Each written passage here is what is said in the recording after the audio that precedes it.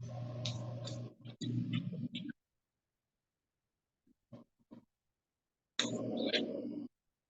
여러분, 기도하고 시작할게요. 하나님 아버지 감사합니다. 오늘도 저희가 종말을 통해서 우리에게 주신 하나님의 말씀을 읽어보았습니다.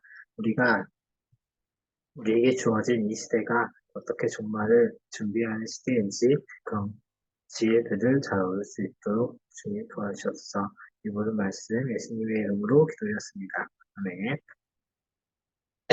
네, 여러분. 오늘은 종말론 일곱 번째, 그래서 종말론도 절반을 넘었죠. 천년왕국 해설 이런 거 나와 있는데, 우리가 지난주에 그 종말론의 어떤 부분, 종말론에서 천년왕국을 보는 여러 가지 네 가지 견해에 대해서 배웠어요. 오늘은 지난주에 뭐 여러 가지 결론이 있었지만, 그 중에 하나가 천년설이 가장 뭐 균형 잡힌 시각이다라는 평상 목사님의 이 책, 우리 교재의 저자의 견해가 있었죠. 그래서 그 무천년설에 기반한 천년왕국의 구체적인 모습에 대해서 보도록 하겠습니다. 지난주에는 이제 요한복음 19장, 20장, 21장을 보면서 이걸 좀 크게 어떻게 보는지를 통해서 천년왕국 전에 예수님이 오시는지, 후에 오시는지, 아니면은 천년왕국이라는 존재 자체가 어떤 실체가 있는 게 아니라 지금 이 시대를 의미하는 건지, 이런 논쟁에 대해서 배웠었고, 우리는 이제 이 무천연설에 의해서 일단 이렇게 생각을 할게요. 성경에, 그러니까 요한계시록에 1000년 동안 예수님과 성도들이 함께 다스리는 시대, 다스리는 왕국이라고 하는 천년왕국이 실제로 어떤 특정 시기나 특정 장소를 지칭한다기보다는 오늘 우리가 살고 있는 이 시대에서 예수님께서 하나님 보좌 우편에 앉아서 다스리시는 이 온 세상을 다스리시고 주관하시는 지금 이 시대를 천년 왕국이라고 부르고 그런 맥락에서 지금 이 시대가 바로 이미 종말의 시대가 시작되었다는 그런 견해를 또 한 번 확인할 수 있을 것 같습니다. 우리 옛날 이것도 배웠죠. 그러니까 원래 뭐지? 이런 시기를 배웠죠. 이런 걸 배웠잖아요. 그러니까 우리가 사는 역사가 지상의 역사가 이렇게 있고 초림 때 이미 종말이 시작되었고 그리고 재림 때 모든 것이 완성돼서 이제 새 하늘과 새 땅, 이 이후로는 새 하늘과 새 땅에서 이제 영원히 거하게 되는 이런 이제 그 종말 관에 대해서 배웠었는데 마찬가지로 그래서 이 시기가 지금 초림과 재림 이 시기가 이미 종말이 시작되었다고 그때 배웠었잖아요. 즉 그래 이런 맥락에서 천년왕국이 종말의 때에 천년왕국이 있을 거라고 했잖아요. 그러니까 이 종말 지금 우리가 종말의 시대에 살고 있는데 그게 이 종말의 때가 지금 이 성경에 나오는 천년왕국 시대이다. 천년왕국 시대이다. 뭐 이런 견해를 가지고 이런 개념을 가지고 오늘 내용을 접근해 보시면 좋을 것 같습니다. 그래서 오늘은 지난주에 이제 크게 봤던 요한계시록 20장을 좀 쪼개서 볼 거예요. 자, 20장 처음에 20장 크게는 20장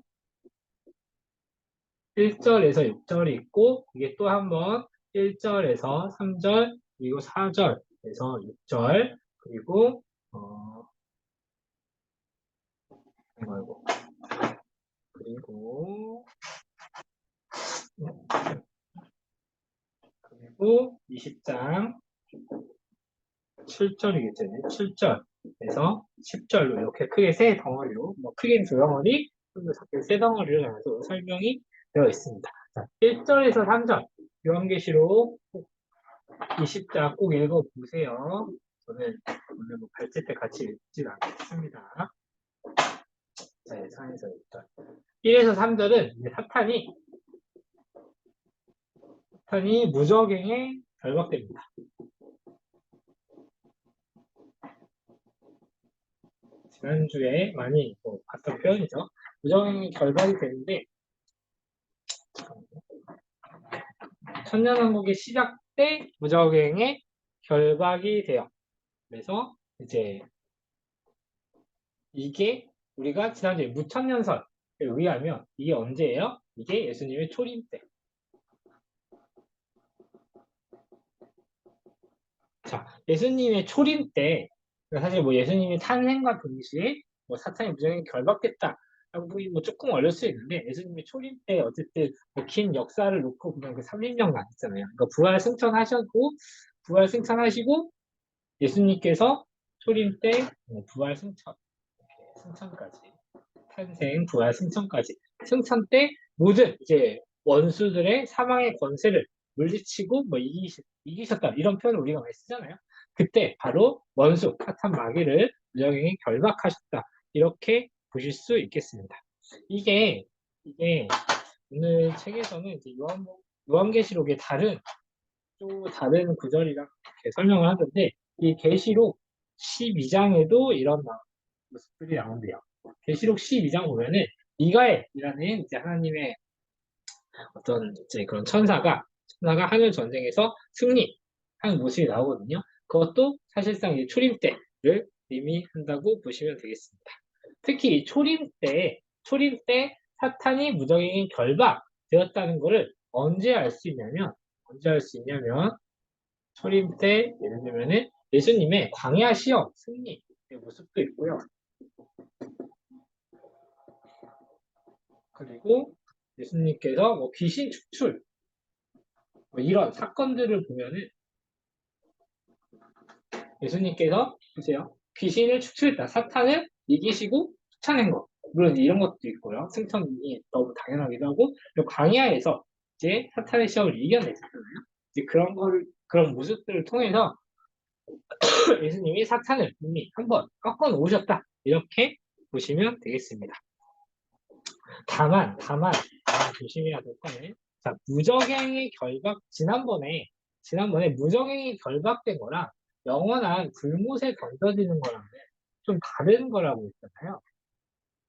지난주 내용의 책에 보면은 무적행이 결박된 거는 이제 임시로 유치장에 들어간 거라면 최후 심판을 받고 불못에 들어가는 게 이제 교도소로 영원히 던져지는 이제 그런 비유를 우리가 봤었는데 이미 초림 때 사탄이 결박되긴 했는데 말 그대로 약간 제한이라고 보시면 좋을 것 같거든요.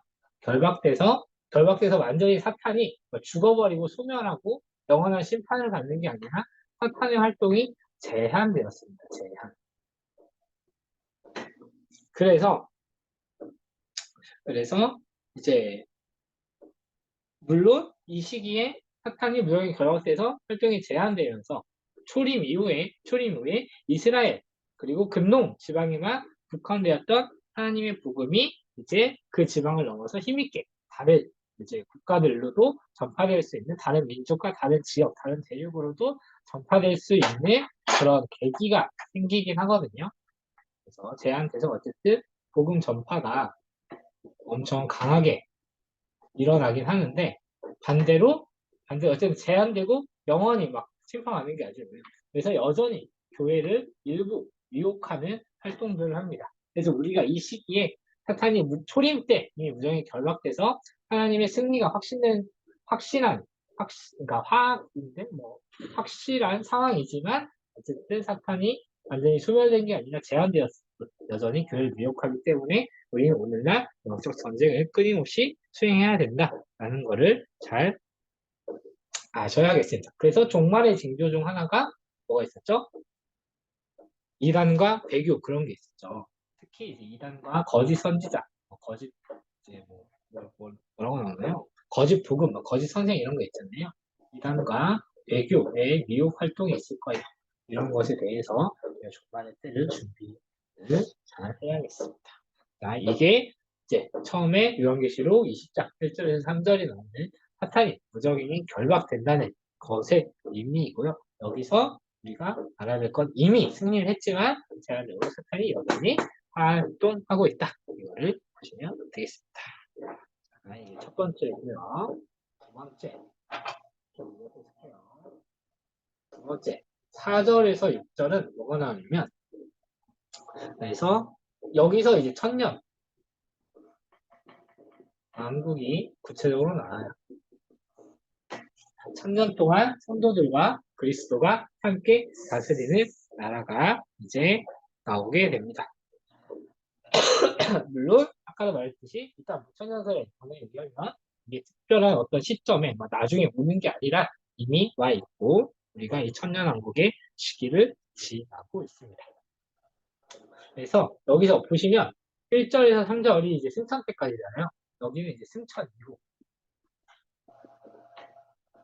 이후에 예수님께서 하나님 보좌우편에 앉아서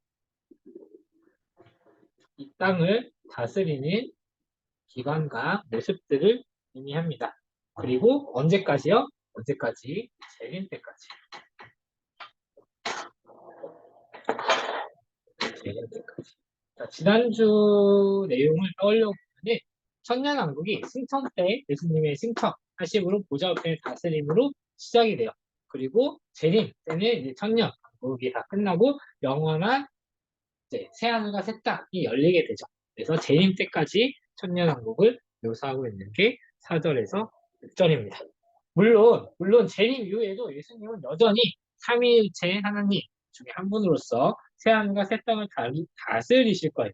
그럼에도 불구하고 특별히 천년왕국에 그리스도가 다스리시는 그리스도가 중보자로서 이 땅을 다스리시는 기간에 특별하게 묘사되고 그렇게 간주되고 있습니다. 네, 그리고 어디죠? 네. 그리고 이제 재림 이후에는 이제 그리고 여기에서 이제 4절에서 6절에 어떤 단어가 나오냐면 여기서 조금 어려운 단어가 나오는데 첫째 부활과 둘째 사망이라는 말이 나와요. 자, 보세요. 첫째 부활과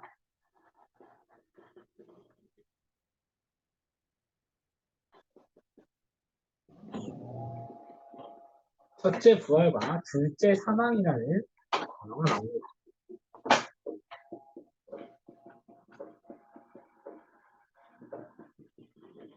이 중에 어떤 편이 있냐면 성도들이 첫째 부활을 하고 둘째 사망에는 참여하지 않는다, 해당되지 않는다, 이런 내용이 나오거든요. 자, 그럼 첫째 부활이 있으면 잠깐만요. 첫째 부활이 앞에 있습니다.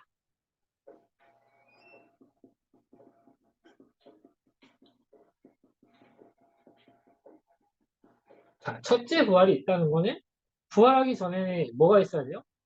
일단 죽어야 부활하겠죠. 이렇게 하는데. 자, 그러면은 그 전에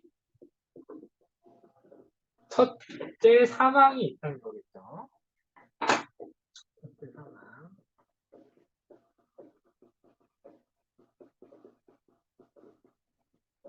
그리고 마찬가지로 둘째 사망 전에 잠깐만요.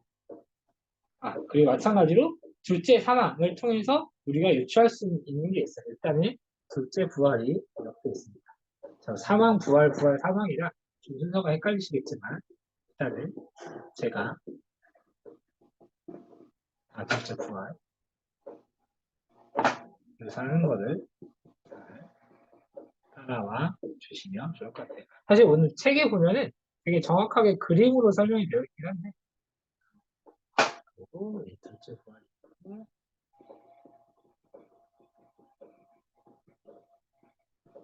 둘째 사망이 있어요. 자, 이거를 어떻게 해결하냐면 일단은 첫째 사망은 육체적인 사망이에요. 그래서 성도와 불신자들이 신자는 불신자겠지만 어쨌든 성도와 불신자들이 모두 육체적으로 죽어요. 그쵸? 우리는 모두가 죽지 않고 우리가 육체의 죽음을 지난번에 뭐라고 배웠죠? 어디서 배웠죠? 교론론인가? 인간론에서 배웠던 것 같은데. 자, 육체의 죽음이 영혼과 육체의 분리라고 배웠죠. 우리가 늙어서 죽는 것을 사망이라고 합니다. 자, 그리고 성도는 첫째 부활을 해요. 어떻게? 영적으로 첫째 부활을 합니다. 자, 영적으로 첫째 부활을 해서 이 천년왕국의 다스림에 참여해요. 영적으로 부활을 해서 그리고 이 이후에 그러니까 하늘에 낙원이라는 곳에 거하게 됩니다.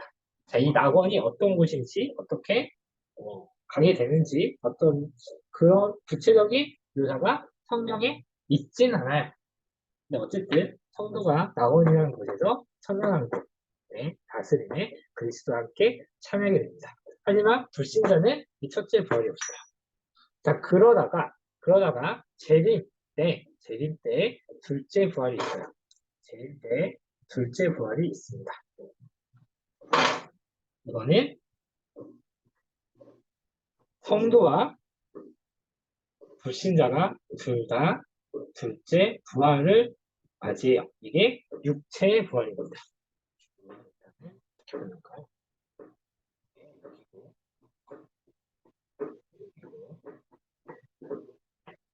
여기서 육체가 다시 부활합니다. 자, 우리는 육체의 부활을 믿는다고 했죠. 자, 성도와 불신자가 둘 다 육체가 부활해요. 그리고 불신자는 영원한 심판을 받아서 영원한 불못에 던져지죠.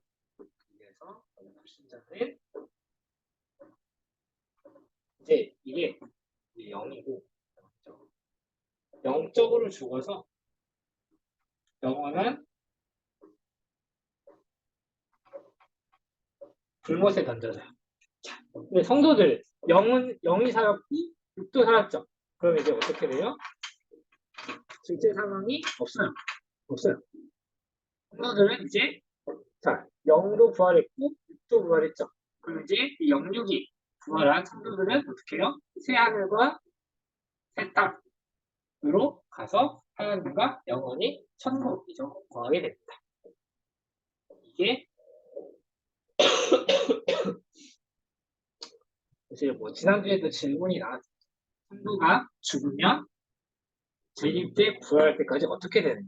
일단 사망 같은 것이 사실 육체가 첫째 부활에서 낙원에 거하게 됩니다. 그래서 천년왕국의 다스림에 참여하게 되고요.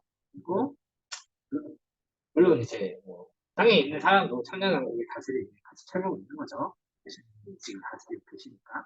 어쨌든 이 구조를 보시면 되겠습니다. 이 그림이 오늘 책에 더 자세히 나올 거예요. 보시면 좋을 것 같아요. 자, 우리 마지막으로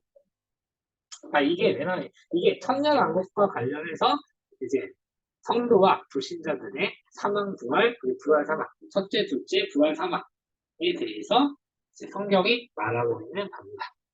우리가 천년왕국 초림부터 재림 사이에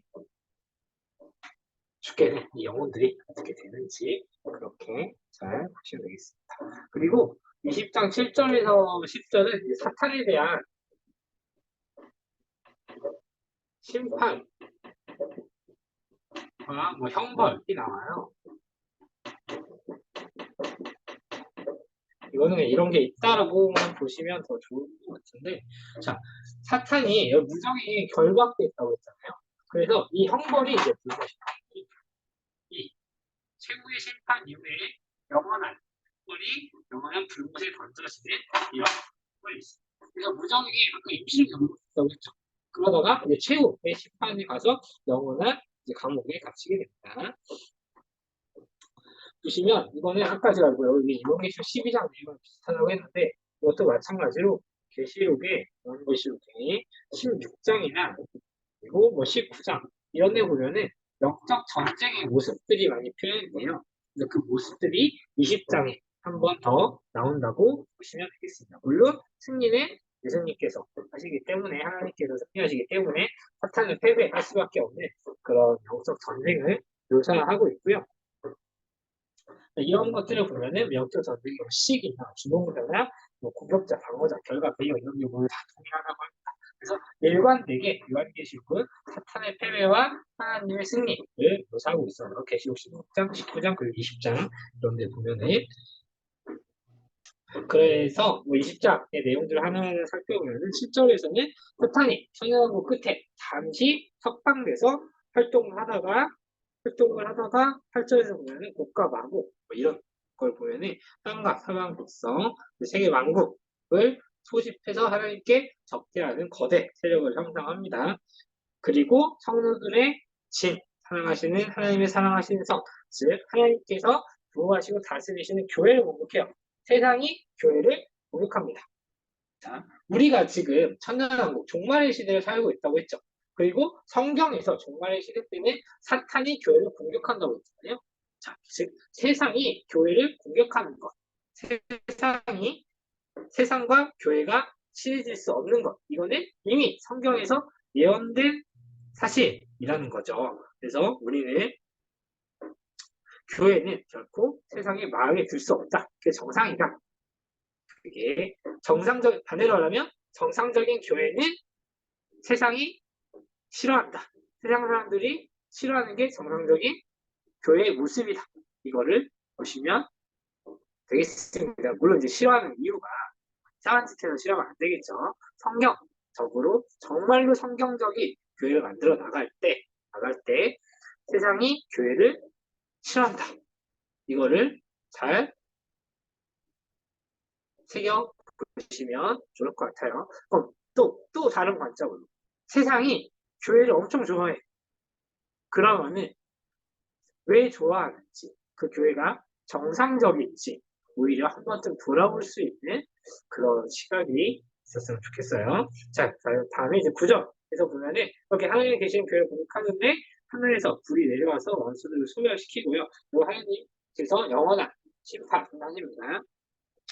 그래서 불심판을 통해서 하나님이 교회를 보호하시는 그런 심판을 하시는 것, 하나님의 주권과 죄를 제해하시는 죄를 배제하시는 하나님의 거룩함을 알 수가 있고요.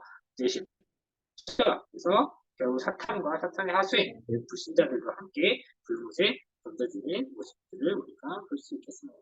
자, 오늘 천년왕국 9천년설에 기반한 천년왕국에 대한 이제 요한계시록 20장 내용들과 앞뒤 모습들까지 있죠. 이런 것들을 보시면서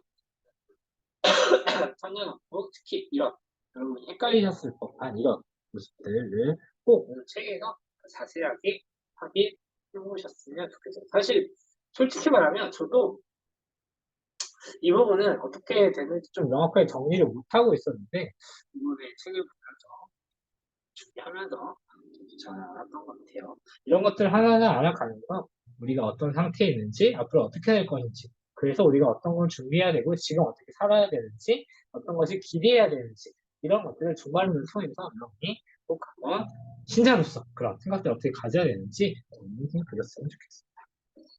오늘은 오늘도 발제까지만 하고요. 그래서 마치도록 할게요. 자, 기도하고 마치겠습니다. 살아계시는 하나님 아버지 감사합니다. 또 우리 주님 앞에서 저희가 오늘 살아가는 그리고 종말을 준비해야 하는 우리 신자들의 모습에 대해서 배웠습니다. 우리가 이런 것들을 묘사하면서 그저 막연히 두려워하고 무서워하는 것이 아니라 하나님께서 우리에게 주신 은혜가 어떤 것인지 우리에게 예비해 주신 은혜가 어떤 것인지 우리가 이후에 어떤 모습으로 영광스럽게 될지 그런 것들을 기대하면서 오늘 살아가는 우리가 될 수 있도록 도와주셔서 예수님의 이름으로 기도했습니다. 네. 네, 그리고 여러분 참고로 하나만 공지를 하자면 다음에가 이제 11월 24일인데 11월 24일은 휴강을 할게요. 다음에 12월 1일이겠죠. 12월 1일에 뵙도록 하겠습니다. 12월 1일 하면 또 기말고사 기간이라 휴가 들어가는 겁니다. 일단은 어쨌든 11월 24일은 쉬겠습니다. 참고로 그날 이제 그 월드컵 경기가 있거든요. 우리나라의 첫 경기가 있는데 이거 열심히 하시고 그 다음 주에 또 12월 1일에 뵙도록 하겠습니다. 수고하셨습니다.